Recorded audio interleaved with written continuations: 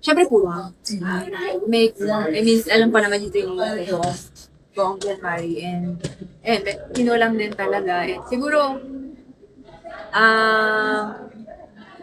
may excited na may kabahan, ganyan. Diba? Alam mo yung nakakapanibago na may ilang ulit. So, thank you lang. Nakakalungkot lang na kinulang po.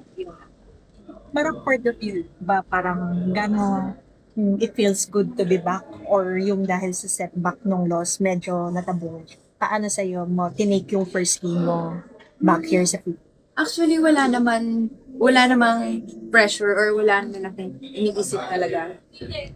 Pero, siguro, yung ano lang, yung sanay lang ba, yung kung paano ka maglalaro sa loob ng kasi 4 months din ako hindi nakamaglaro. So, ang tagal ko rin hindi na-feel yung pressure, yung lalaro, ganyan. So, siguro naninibago.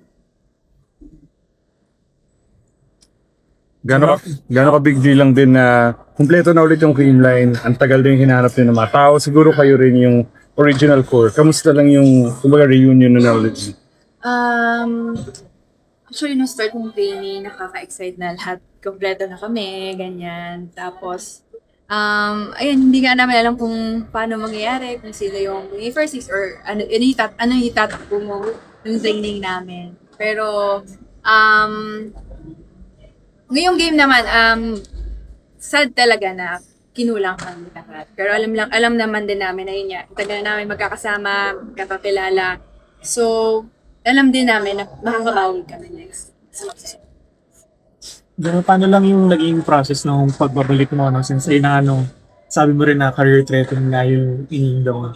Paano lang yung naging process na hanggang para mag-clear ka maglaro? Sabi naman talaga, after 2 months, after 1 month nang nakaboot. So, doon ako pwede makapagbuhat, ganyan, or mga exercise na talaga makakabunta yung part ng injury ko. And then, after noon, 2 months na, talaga, pwede na ako makasabay. Actually, last year, November, dapat pwede ako makasabay. Pero yun nga, may mga changes na position sa house.